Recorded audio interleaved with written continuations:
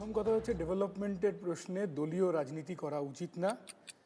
এটা আমরা দেখেছি, দিনের পর দিন দেখেছি। বামফ্রন্ট সরকার যখন ছিল একাধিক পৌরসভা, এখন তো সব সুযোগ নেই, দখল হয়ে যায়, একাধিক পৌরসভায় কংগ্রেস, পরবর্তীকালে তৃণমূল কংগ্রেস চালিয়েছে, কোনোদিন এই নিয়ে দ্বন্দ্ব হয়নি। এমনকি কলকাতা কর্পোরেশনও তার বরাদ্দ পায়নি পৌর বোর্ড থেকে, এরকম ধরনের ঘটনা কোনোদিন ঘটেনি। এক। দু নম্বর কথা, আমি চলে যাই বেহালার মেট্রোয়।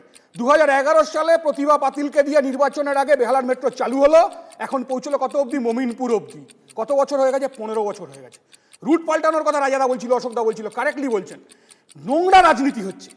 আসলে মুখ্যমন্ত্রী এবং প্রধানমন্ত্রী তারা এমন অ্যাটিচিউড নিচ্ছেন, দুটো দল এমনভাবে অ্যাটিচিউড নিচ্ছেন, মনে হচ্ছে মুখ্যমন্ত্রী শুধু তৃণমূল কংগ্রেসের আর প্রধানমন্ত্রী শুধু নরেন্দ্র মোদীর বিজেপির শুধু প্রধানমন্ত্রী, এরকমটা মনে হচ্ছে।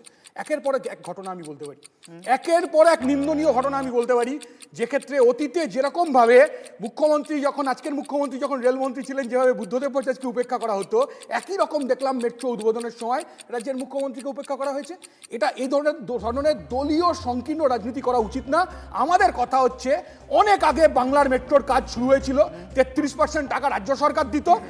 আজকে অন্যান্য রাজ্যগুলোর কোন জায়গায় পৌঁছেছে মেট্রো? জয়পুরের মতো শহরে কোথায় মেট্রো চলে গেছে? ব্যাঙ্গালোরে কোথায় মেট্রো চলে গেছে? দিল্লিতে কতগুলো লাইন? এ প্রশ্নের সংকীর্ণ রাজনীতি করা উচিত না। মেট্রো চালু হলে বাংলার মানুষের সুবিধা হবে, জানিয়ে দুদল তৃণমূল বিজেপি নোংরা রাজনীতি করছে।